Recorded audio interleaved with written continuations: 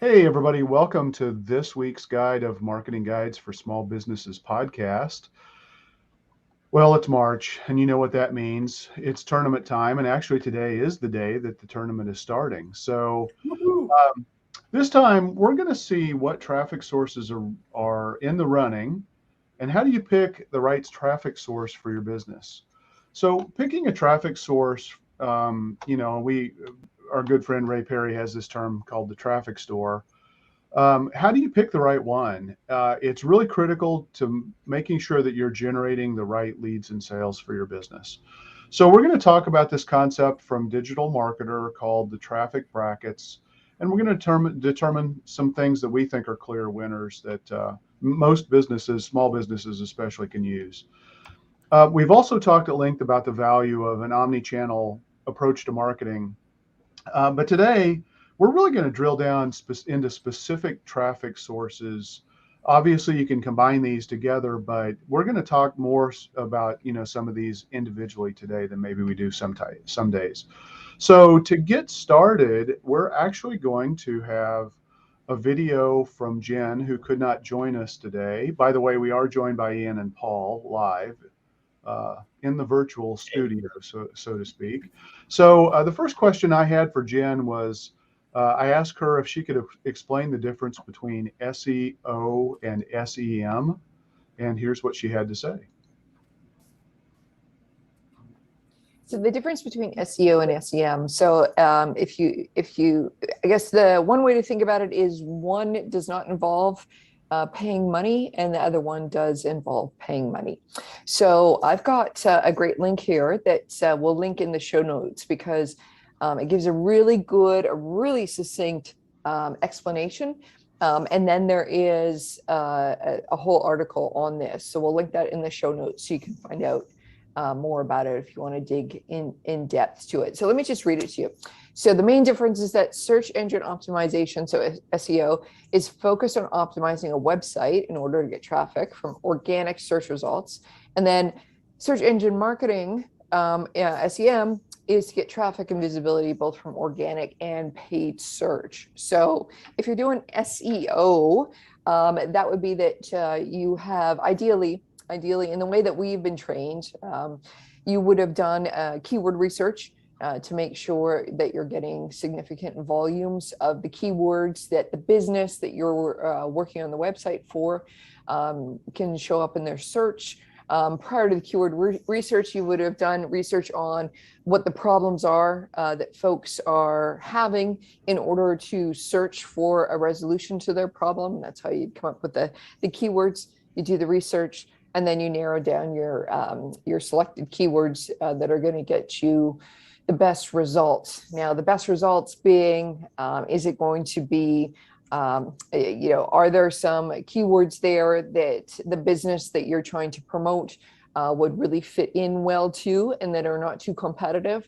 So you have to go through and do all that. We should do another podcast on keyword research, the whole process of that. But anyways, so the SEO process, you'd be focused on the website. You'd be focused on making sure that the content on the web pages, that the back end, that the descriptions of those pages, that the content that you're putting up consistently. So for example, if you're blogging regularly, that was all keyword optimized. And so what you're doing is you're doing a lot of SEO work on the website in order to attract the traffic. Now, I said in the beginning, one is paid, one is not. Of course, you're either going to be paying someone or a team to do this work, or you're doing it yourself. And that, of course, your time is worth money there. But when I say money, I'm like actually writing a check out in order to buy some media.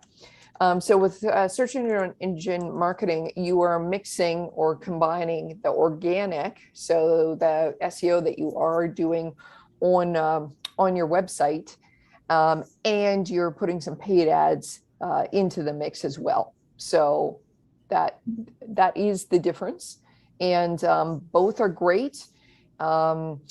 Oftentimes, so both are great. You got to keep in mind with the search engine marketing, with the paid ads, Those paid ads are going to, this is going to sound obvious, but those paid ads are going to help you only as long as that campaign is running. As soon as the campaign stops, that traffic, that exposure stops as well. Your organic SEO is going to be like a 24-hour, 7-day-a-week workhorse for you. And this is what is so great about that. So your older content, even if last week, last month, last year, that stuff is still working for you all the time. So that would be the difference. Again, we'll link a great article in the show notes, and you can dig in further. Okay.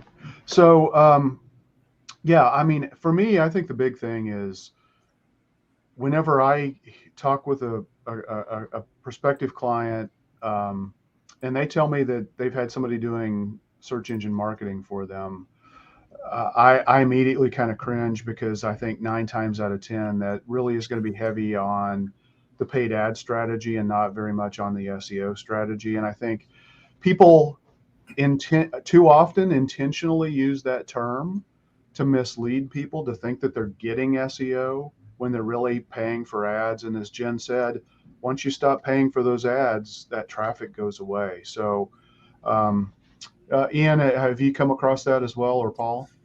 Well, for sure. Yeah, I was going to comment. Sometimes there's these legacy terms that have crept into an industry, and they're actually very misleading. So SEO totally makes sense. You're optimizing things so that you organically show up on search.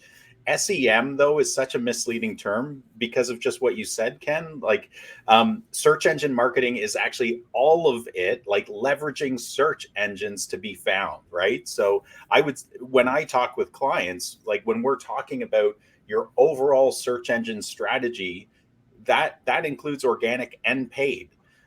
So I think when people throw in the term SEM, it can be very misunderstood and misleading. So I think, like even when I'm speaking with people, you have to kind of come to a common place of understanding of, let's talk in the same terminology first. What do you mean by that when you say, SEM or search engine marketing? But it's so important to understand and distinguish the two differences, and to be able to create a strategy that can leverage both, because they're both powerful tools in our toolbox, for sure. Yep. Yeah, I agree with what Ian said. Search engine marketing is, Thanks, Paul. It's kind of well, you're so polite, but search engine marketing is kind of this umbrella term that historically has kind of really meant paid advertising, but it doesn't necessarily have to. It can include a lot of other things, where when you talk about paid advertising, it's very clear what you're talking about. So yes, you have to make sure that you're defining the terminology the same. Yeah.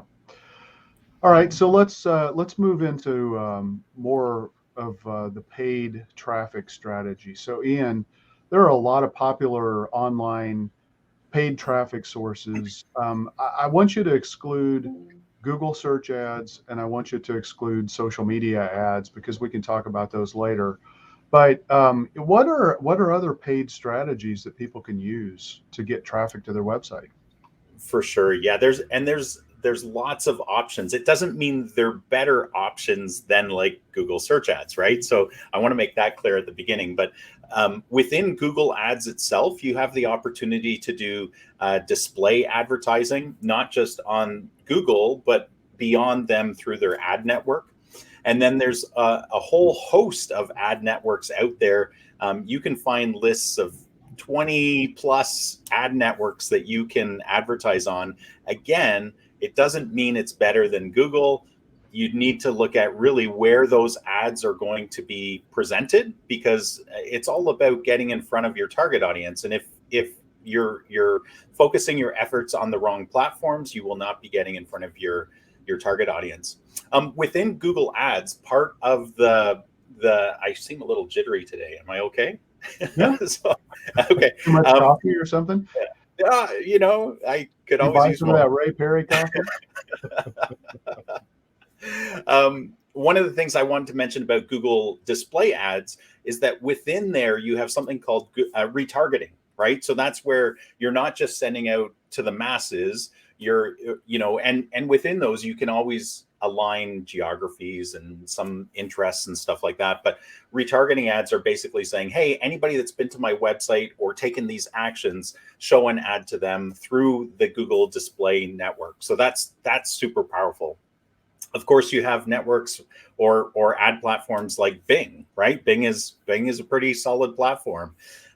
You can do geo-targeted ads. You can do YouTube ads, which, is that a social platform or is that a video platform? Is it a search engine? Paid directories, right? You can advertise on Yelp. You can advertise on Angie's. You can advertise on lots of directories. You can do podcast sponsorship even, right? So there, you can do blog sponsorship, even things as kind of grassroots like event sponsorship, because that will get you on an association's website. So that's a form of advertising too. So there's tons and tons of opportunities. It's really about, choosing the platform again, where you're going to be presented in front of your target audience to the greatest effect and the greatest return on investment. So there's lots of tracking you need to do in there too. Yeah. One of the things that that I really like is the hyper local targeting, where you can actually target the customers of your competitors. So you can geofence, as you mentioned, your competitors' locations, and anybody who goes in is, if their phone is turned on with the GPS settings, when they walk inside that perimeter that you draw on your geofence, you can actually build an audience of people who've been to your competitors' locations, and you can even go back up to 12 months. So some people, also refer to that type of technology as programmatic advertising. And so it's pretty creepy in certain respects, but from a marketer perspective, it can be pretty cool. So. Well, and just to take that further, right? Like the geo-targeting, just because I know we've talked about this before, Ken, you and I, is, for some businesses, especially B2B businesses, where, although it works for B2C as well. So imagine if you're a boat shop, you sell speedboats and fishing gear and that kind of stuff. Maybe those don't go together. I'm not a big boater, so. But imagine you have both, and you wanted to hit up the people, get ads in front of the people that were going to the boat show in your region. I mean, you can geo-target on the date of their show. You can hit them with those ads because they're going to be in that location. Of course, you have to watch out if there's, competing ones, because there might be like the wine lovers show at the same time. So, right. But yeah. but then if you combine that with retargeting and stuff, you can have some really powerful results. Yeah, absolutely. All right, Paul, let's move over to search engine optimization. Is SEO, search engine optimization, is it a legitimate traffic source for a small business? Explain why or why not it may or may not be. Well, the short answer is maybe, but I'm going to add some context to this. Right. SEO as a traffic source, SEO, I don't look at it as a traffic source in and of itself. It is a traffic source in the sense that it helps you get found on search engines such as Google. And that's what SEO does, because if you're not found on Google, you don't exist. Like they say, the best place to hide a dead body is on page 2 of Google. So if you're not being found on the search engines in this, digital world we live in, then you almost don't exist. Now, that being said, there are a lot of small businesses, sole proprietorships, that they serve a small area. Their ability to grow is limited, or maybe they just don't want to expand a great deal. Like they have a decent lifestyle, and they may simply need some awareness, a professional website, maybe some paid traffic. So SEO may not be the best option for them, because SEO is a long-term, it's long-term play. It takes time, and you have to be consistent. It's not like set it and forget it, one and done kind of thing. You have to keep feeding that content beast as it is. So I would say for most businesses, yes, it is. But like I said, you have to understand that you're going to make that upfront investment, because it's not like you write a few blog posts and boom, you're ranking #1 for all the keywords that are relevant to your business. That's not how it works. It takes time and it takes consistent effort. Yeah, and I'm specifically talking about the things that you do to your website. I'm not talking about, I mean, obviously, there are a whole lot of things that factor into SEO, but you can almost do some of those things tactically separately. And so like if you're a restaurant, for example, you're probably not going to invest a lot of time in creating a lot of SEO friendly content to help your website rank. You're going to need to have a great user experience. You're going to need to put your menu on there. You're going to need to focus on Google profile, your Google profile, Google business profile, get online reviews, get them from Yelp, get them from TripAdvisor, places like that. But you're not going to spend a lot of money having somebody write blog posts unless you're just really a high end or very niche focused kind of a restaurant. Or if you have the ability to sell, online and ship worldwide, then maybe it's a different story, right? But and I think generally, for many businesses, I mean, honestly, if your business is less than $400,000 a year annual revenue, SEO starts to become difficult to justify in terms of the investment levels you need to make, and you might need to look at some other things. So, Yeah, definitely. In that case, you might be better off with a text marketing program, or some marketing automation to free up your staff. But yeah. So, I asked Jen to talk a little bit about offline tactics that a small business can use to drive traffic to their website.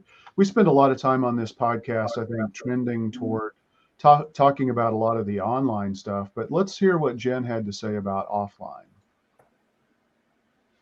So some of the offline tactics or real life tactics that you can use, and I'm going to use the traffic bracket here. This is a good list anyways. This is probably a list I'd come up with even if we weren't doing the traffic brackets. So from here, you've got event sponsorship.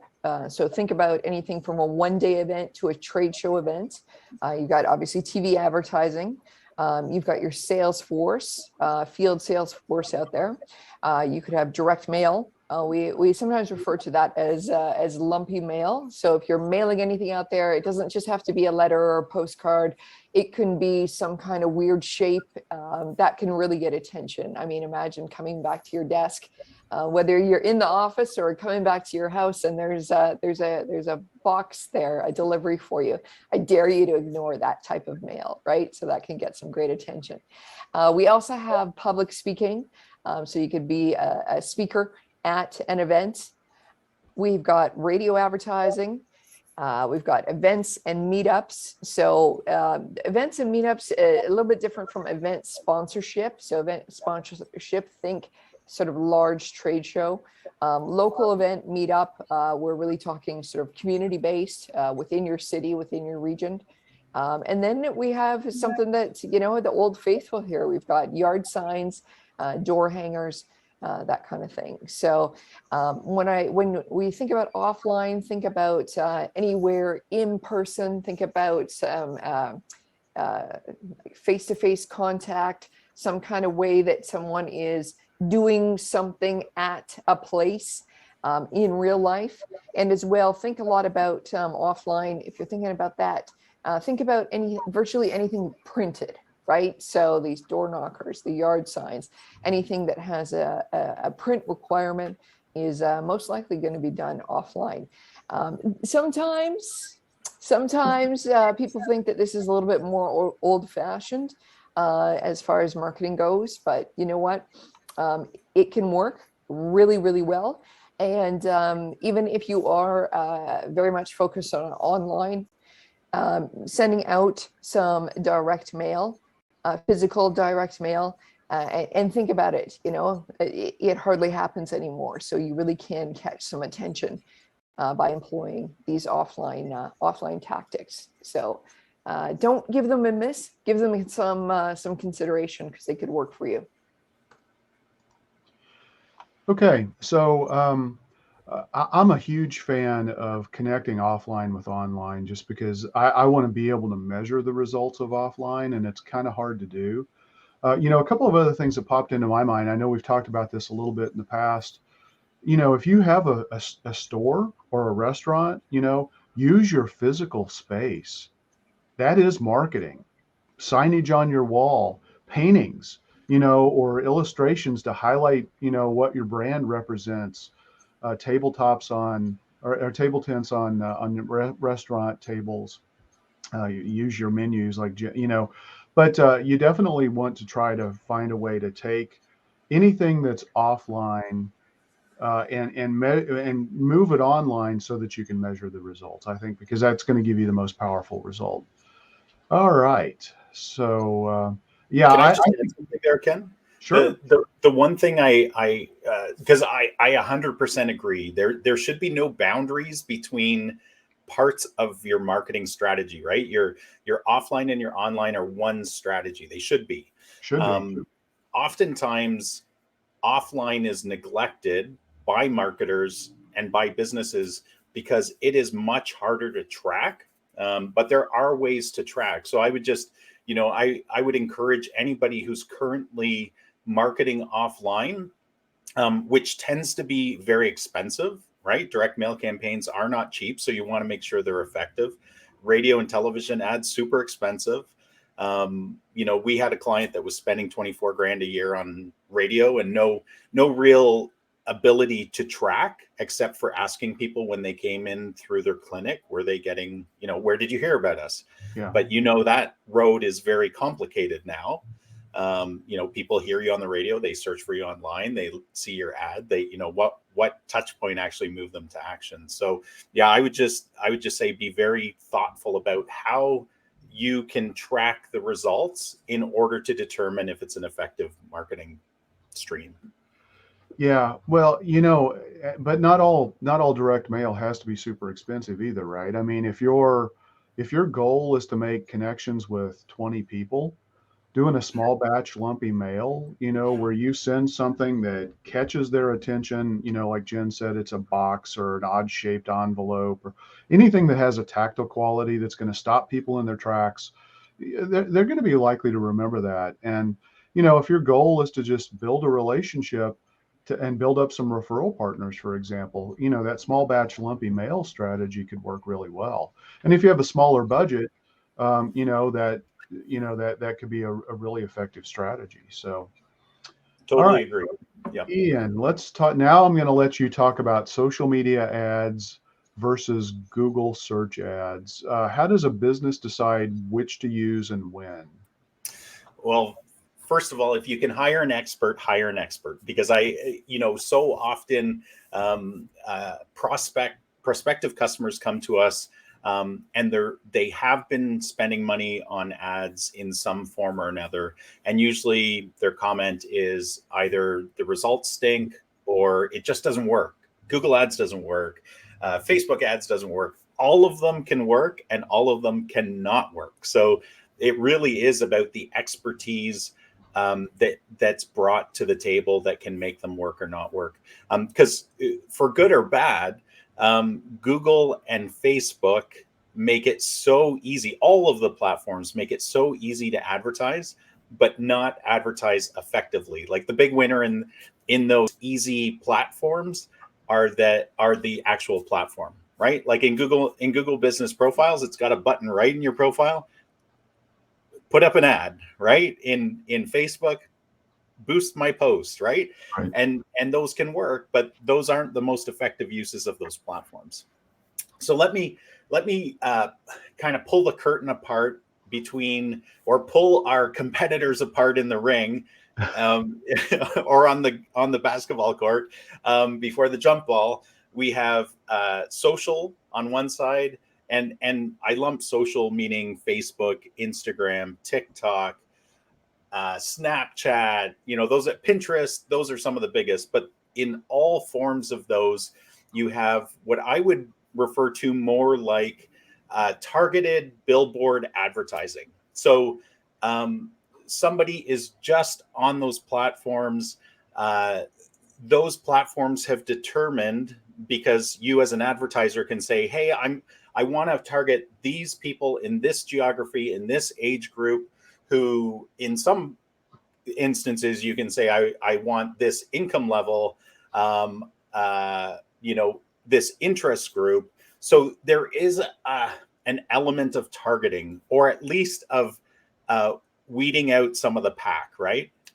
Determining some of your better players on the court, if we're keeping our basketball scenario going. but still, all it is billboard advertising. It's just presenting an ad, giving exposures over and over and over. And that's not ineffective. It is an effective way. It does work. Social media advertising tends to be lower cost per impression and lower cost per click. And then on the other team, we have search ads, and Google search ads is, the giant center that's 8 foot tall.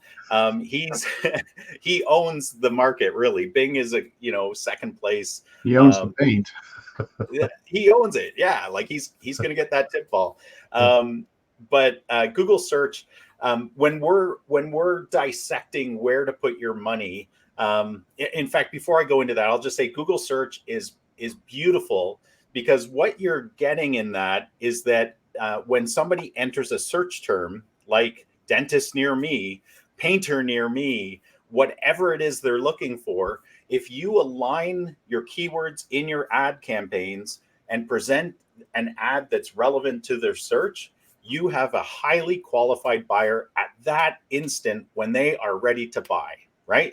You can't get any better than that. Like that's a fantastic platform. So we see much higher conversion rates from a Google ad campaign than from a Facebook ad campaign.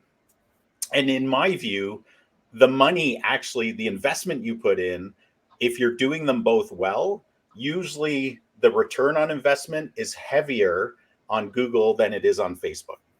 That's just my experience of running these for our clients. Yeah. One, I would just add to this whole scenario is that one of the things that I've been working on for a while, it's not ready, so this is preemptive, but I call it an advertising decision tree that I'm working on, because a lot of people come to me and they have kind of their favorite ad platform that they want to go on. A lot of times it's a social platform, just because that's what they're being inundated with day in and day out. Right. And so I've created, or I'm in the process of finalizing this hierarchy or decision tree for how to choose the ad platform that's going to work best for you as a business, and where to spend your advertising dollars. And it's really just, it's just, who am I trying to reach? Which one can I reach through this? Am I looking for qualified buyers? Am I looking for visibility, right? There's kind of different ways to approach it. But if you do it right, like you're looking at, 10 times ROI, 20 times ROI, like way more than that even, sometimes you see hundreds of times ROI, depending on what your product is and how good you are at converting those clicks. Yeah, a couple of thoughts there. Neil Yeah. Patel just did a great article where he talked, and I think it may have been a video too, where he talked about, which is going to get, for $1,500, if that's all you have to spend, which is going to get you more traffic on your website? Is it going to be running Facebook ads or Google ads? And fundamentally, they work differently, because Google is a pay-per-click model with the search ads. Facebook is a pay-per-impression model. And so, just because you get an impression on Facebook doesn't mean you're getting somebody on your website. And so his analysis was, really, if you're wanting traffic to get to your website, Google Ads wins in most cases. Now, Perry Marshall also had a great tool that he had available. I'll have to see if I can track that down. But basically, he talks about, do you do Google or Facebook ads as well? And really, if from his perspective, if you're a lifestyle business, you know, then social media ads can work really, really well, and they may be better than Google ads. If you're a restaurant, if you're in health and wellness, beauty, physical fitness, any of those kinds of things, you know, those tend to do exceptionally well. Travel, you know, is another great one. You know, so I think it really, the answer is always going to be conditional on who your ideal customers are and where they spend time online. But, you know, just as a general rule of thumb, if you're thinking about doing social media advertising, challenge yourself to think, is this something that really is social and a lifestyle? Does your business have a real strong lifestyle element to it? If not, I think you need to take a hard look at Google search ads because of the intention, the buyer intention that you can capture. Yeah. Yeah. And the interesting thing too is it doesn't have to be either or. So your comment about lifestyle ads and industries, right? Totally relevant and totally correct. But wouldn't it be amazing if you as a travel agent are hitting people with ads that have a propensity and interest for travel? So you're hitting them with ads within the social platforms, but then on Google, you're also preparing, you have ads there. So if somebody's looking for a travel agent near me, or anything specific, like if you're a river cruise agent or something, right? You are doing yourself a disservice by not being there. And so you could have, in fact, usually, you know, we I don't know if you're like this, Ken, but like we never exclude an idea or an option. And as a business is growing with us and they're ready to reinvest more funds into their marketing, we have kind of this layering effect where, you know, for many of them, Google Ads is where we would start. Are they ready for more? Does it make sense to put more into Google Ads, or does it make sense to add a layer of a social advertising campaign on top of that? But yeah, there's definitely some stronger industries to be in than others on social platforms. Yeah, well, and that's a great point. I mean, you know, social tends to work really well at what we call the top of the funnel, the awareness and, you know, learn and consideration aspect. The conversion aspect, Google tends to really be the top performer. And so if you can marry those up, that's great. You can also build a funnel completely by creating a specific series of ads on social to move people from awareness to consideration to conversion. But that's a multi-step ad strategy on Facebook, and that is not a simple, easy thing to do. Whereas, and you're probably going to wind up spending a decent amount of money to put that entire series of ads together. But yeah, it's absolutely possible. But I, like you said, Ian, I think, you know, we're going to tend to recommend for many businesses, especially if they're not that strong lifestyle element, that they should start with Google search ads and amplify with social ads. Yep. All right, Paul, let's talk about how does content increase traffic, and why is that important? Well, at a very basic level, content increases traffic because it lets the search engines know what your business is about. If you put a website up with no content, how does Google know what your business is about? But there's different, so that's the content marketing part of it. But there's also, social media, Facebook, Instagram, Twitter, those are all places where you can put content and you can drive traffic back to your website. Same thing with YouTube. Kind of like Ian said, is that a social platform? Is it a video platform? Is it a search engine? It's kind of all three when you think about it. And that's also a great way, YouTube channel. And the most searched for videos on YouTube are how-to type videos. So if you're going to use this example before, if you're an HVAC contractor, there's no way you're going to make money going out programming someone's thermostat. But you can put videos up there, say, this is how you do it. And then, you can embed that on your website, and that way you're building awareness and you're building trust and you're building authority. So, 6 months down the road, their air conditioner conks out, there's a better chance they're going to remember you and contact your business. You can press releases is another way to get content out there. Now that's a little bit different because it's not a blog post format. It has to be done in what they call the third party, but you can still drive Written traffic. about the business versus written by the business. Correct. But you can still drive traffic back to your website. And the content marketing, SEO, those kind of go hand in hand, because there's some fundamental things you need to do when writing content and structuring your website that affects SEO, and won't go into that. But the content drives traffic to your website because it lets search engines and these other platforms and the public at large know what you do. And by building that authority and trust, it helps overcome that hurdle. Because if I see an ad for a business that I've never heard of, I'm probably not, well, if we're talking about a $2 widget, that's one thing. But if it's a significant amount of money, I'm not going to click on that ad and convert. I've never heard of this business. I'm going to go do some research, or I'm going to move on to a business I have heard of. And that's where that authority and trust and awareness is really important. So a couple of things there. I mean, one is from a Google perspective, these are common errors we see with websites. Ian, I know we've talked about this in the past too.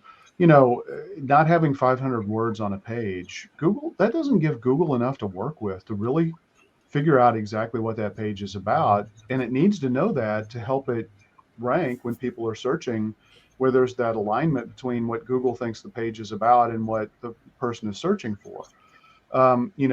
It's really common for people in the trades, which is where we do most of our work these days. They have services pages that they might have, like a single service page that just has 10 bullet points about the services they offer.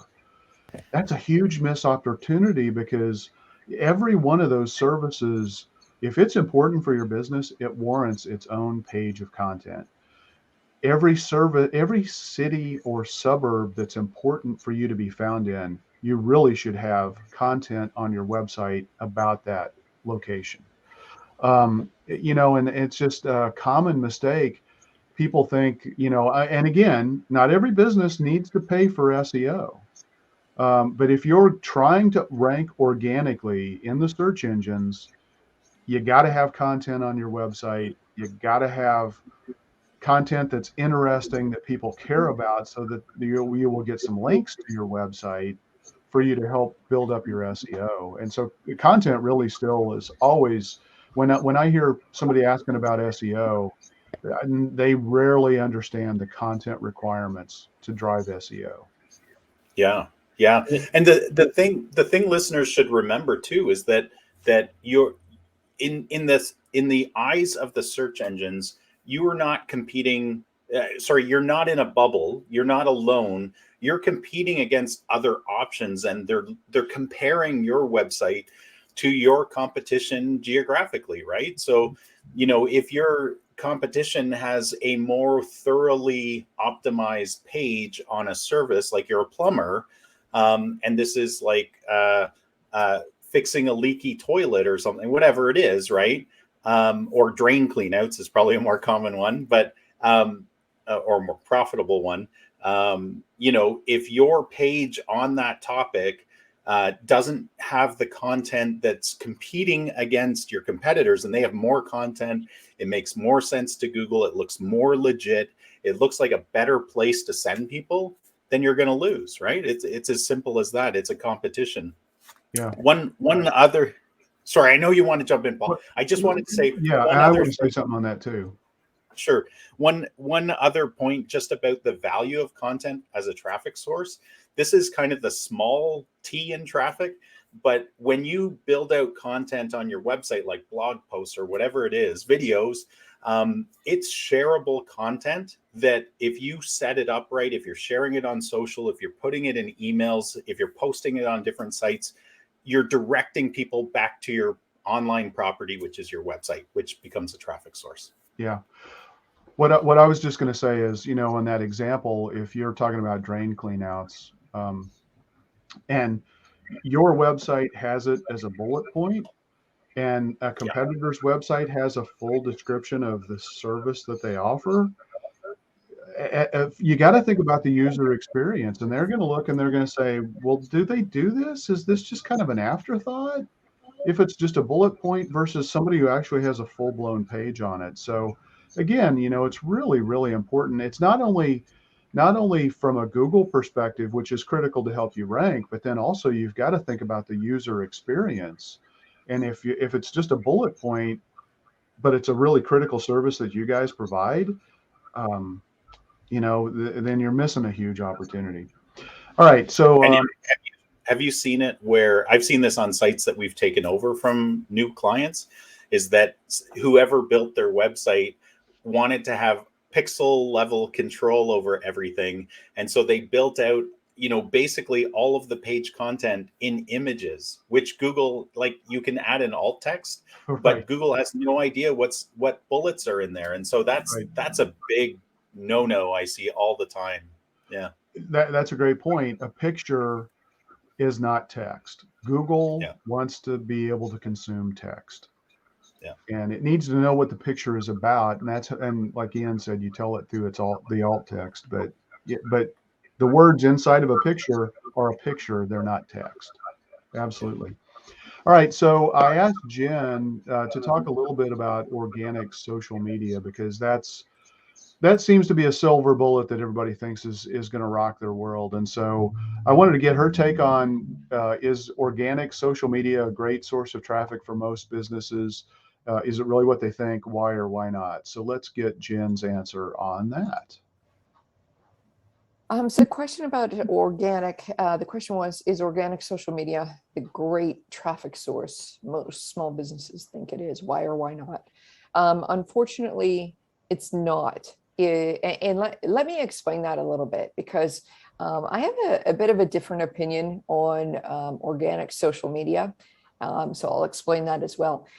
So with the general question, I think what's being asked is small businesses perhaps think if they post, people will see it, and that'll be great. A long time ago, the algorithms have changed, and the people that you may think are seeing your posts are not seeing your posts. The audience that you have on those various channels are not necessarily seeing your posts at all. It's social media is really pay to play, so you really got to put some dollars behind it if you want to get the awareness out there. So it can be a great channel if you are paying for it and if it makes sense for your business. With the organic posting, if you have the goal, and one of the goals, I would say one of the goals in your marketing strategy is to use social media, but to look like or really convey the fact that this is an active business. We are here. We are, producing our goods and services. I call it a keeping the lights on strategy, and I want you to, produce good content for the social media channels. Research your hashtags, make sure your posts, your artwork, everything is on brand. Make sure that it does represent your company very well. But know that it's the sole reason to keep the lights on. And what I mean by that is every one of your customers are going to have their different favorite social media channels that they may look you up on. And if they cruise past your profile on that social media channel, and it looks like you haven't posted in 3 years, even though you're a viable business and you still have your count up there, it's not going to look as good as it could. So if you decide we're going to do a keep the lights on strategies, nothing wrong with that. That just means that when someone is coming to your channel to check you out, you do have recent content up there. It does look like the company is alive and well. And that can be a very good way to not put too much money towards social media if you're in that realm, and as well make sure that your business looks alive and well on social. Yeah, I think Jen's right about that. I think social media is a necessary evil in certain respects. I don't mean evil in a horrible way in this case, in terms of, because I think there's a certain amount of blocking and tackling that you just have to do to create regular content on social. Just realize, it's part of a bigger strategy. It's definitely a layered approach. And, social media itself, I look at social media really as 3 or 4 different tiers. The first tier is doing that blocking and tackling where you're just getting regular posts that talk about your brand, the products, services, and solutions that you offer, in a way to try to get as much engagement and interest as you can. Visuals, work best. Video and image-based posts way outperform text-based posts. Links always struggle. So if you are trying to post a link to YouTube, it's not going to perform as well as if you upload that video directly to Facebook, Twitter, Instagram, and post it through their platform as opposed to providing a link to YouTube. But then you need to start thinking about the custom stuff that you need to do, the behind the scenes that maybe really gets people's interest, telling the story of the founder or of key people who just work in the business on a daily basis, show what their life is like, show product transformations, before and after as they're starting, when you first start, like when, I'm obsessed with pizza. So, from the time it's dough to the time it's the finished product, show the transformation of how that pizza is made. And people love that kind of stuff, but that's not the simple blocking and tackling stuff. That requires work. It requires somebody who may become a spokesperson for your business. So social is rarely the free, easy, cheap thing to get a lot of value that I think a lot of people think it's going to generate. Can I share one of the things I've seen that can work really well? I have a few customers who we do different levels of marketing for them. One of them, they're at a lower tier of what we do for them. But what's really neat about these guys, they're in the electrical business, and they electricians, that kind of stuff. One of the things I've noticed is that, first of all, they have a great network of people. They're in business networking groups. And so where I'm getting at is if you can create a fan base, like people that are passionate about you as a business, you do exceptional work, you leave a great taste in their mouth when you deliver your service. Literally, if you're a dentist, right? Figuratively, if you're in another service, definitely not if you're a plumber. But leave it. If you create ambassadors, what I see that happens over time is that you get people that fight for you, and they actually lead to amazing conversion opportunities. So, as an example, this electrician, we're always on the lookout. So if I'm on Facebook and somebody's like, "Hey, I need an electrician near me. Who would you guys recommend?" Right? It happens like several times a week in my area. And it's amazing to see, like, I pop on there and I'm like, "Hey, you got to talk to Steve at Electrical Elite." And then there's like 5 other posts from other people that absolutely think he's the best guy for that. And then, of course, there's other people spicing it up with other people. But because we're integrated with Steve's business, I actually see when messages come through, direct messages come through to his business. And it's amazing to see how many true business opportunities come from that. They are much smaller in quantity than the other stuff we do for him, but they are still very powerful because you have a qualified person, they're ready to purchase. They've gone through they know about him, they like him because of what they've heard about him, they trust him because somebody's referred him, and now they're ready to try by having a discussion. So I see that as, I agree, social media to me, you have to pay to play, but having these ambassadors out there that you curry favor with can be very powerful. But again, that takes a lot of work, you know. I mean, it may not cost you anything, but it will in terms of paying for ads or things like that. But you still have to work hard to build those relationships. Somebody still has to be monitoring, you know, the river of social media that's just flowing by to take advantage of that. Ian, let's talk about some high-level categories of potential traffic sources that a small business could use. I mean, we've talked about some of the specific things, and make sure you talk about some, you know, some third-party things too that you can think of that maybe we haven't mentioned before.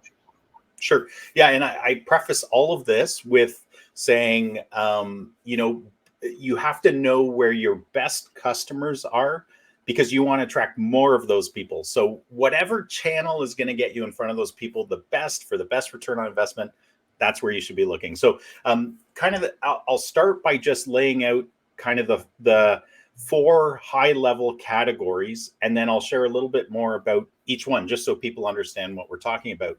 And we've touched on these through this, but you have organic traffic advertising.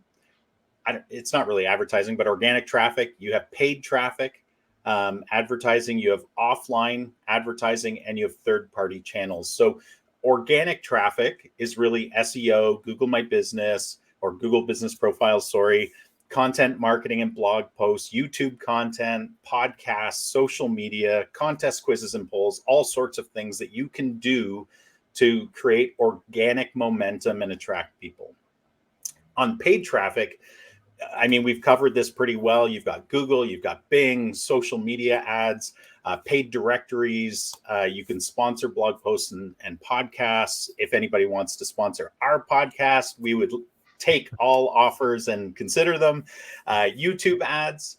And then on the offline advertising category, you have, you know, billboards, newspapers, TVs. Again, we've covered this pretty good. Direct mail, event sponsorship, public speaking, yard signs, vehicle signage we didn't really talk about. I would even add to that, this can kind of go either as third party, which we'll touch on next, or offline, which is cross-selling through partners. Meaning, a good example I saw in my town was a massage therapist and a dentist sharing, you know, in each of their offices, they had brochures for each other. Yeah. Third-party channels would be things like a referral program, an affiliate program, Groupons, niche sites, public relations and press releases, and strategic partnerships. So I think there, you know, those are kind of the big categories that you can explore as a business to say, you know, have we pulled these levers? Have we truly tried them? And again, we look at it in our business in our agency as a layering approach. Like, are we ready to, have we squeezed the ROI out of, you know, this one strategy enough that we're ready to put another layer on top of it and keep creating this beautiful pyramid of incoming leads for our clients? Yeah. So, I mean, just a little bit more about third party, because we haven't really talked much about it. I mean, you've got everything from, you know, the trades have a whole series of things, Angie's and Craft Jack and, you know, Thumbtack and places like that. Nextdoor is an app that's really popular that can work well for certain businesses. If you're, you know, an attorney, Avo, you can pay to have a profile on a site like that. You know, there are just so many of these things. And, you know, again, I know it can be overwhelming to try to figure out what are the best things to do. And I think that's really, you know, obviously I'm biased because this is what I do for a living, but I think it's really best to talk to somebody who makes the best decision for you with the tactics that, you know, we know work. And, you know, even if you're drawn to some of those platforms, I still think you should talk to somebody who has an independent view of the bigger picture. But because otherwise you might fall victim to kind of that tool or vendor mentality. The shiny object syndrome, right? Yeah, absolutely. Paul, let's wrap this up. You know, I mean, I know this is kind of a hard thing to answer, but how many traffic sources do you really think a business should pick to drive traffic to their website or to their landing page? What do you use as kind of a guide there? Well, I look at it as less about how many, and we've talked about this a little bit, is where your qualified customers are going to be. Because if you're an accountant, you probably don't need to be on Pinterest, which we haven't really talked about, or even Facebook. So how many is, I guess, as many as are profitable where your clients or where your potential customers are, because they also have to be qualified customers. If you get 2,000 visitors to your website in a month and 1,975 of them are not qualified, then what does that traffic mean? It's not worth anything to you. So I look at it more as, where are your customers? Like you said, if you're a lifestyle business, the social media platforms can be really good. And, if you're an interior designer, Pinterest can be a great platform for you. But if you're not a lifestyle business, it's probably not going to work for you. If you're a visually oriented business, social media can be a great platform. Hardy siding, or high-end siding that has an aesthetic appeal can be great on those platforms. And if you get results from paid advertising, then you should definitely be there. You kind of have two buckets. You have the free and the organic and the paid. But I look at it as, you want to know where, and you may have to try different platforms. You may have to try different things to find out where your customers really are. You might get some surprising things. That's why you always need data. But yeah, you don't want to be spending money on a platform where you're not going to get qualified leads. So that's kind of how I look at it. Yeah, no, that's a great point. So, all right. Well, we are coming up on the hour.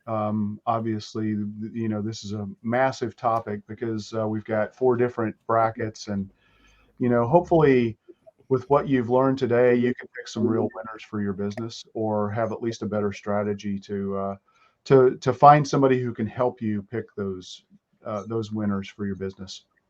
And with that, if you like this podcast, we'd appreciate you writing a review, sharing it with your friends, subscribing, just helping us spread the word. Anything you could do would be greatly appreciated. Thank you, everybody, and we will talk to you next week. Bye.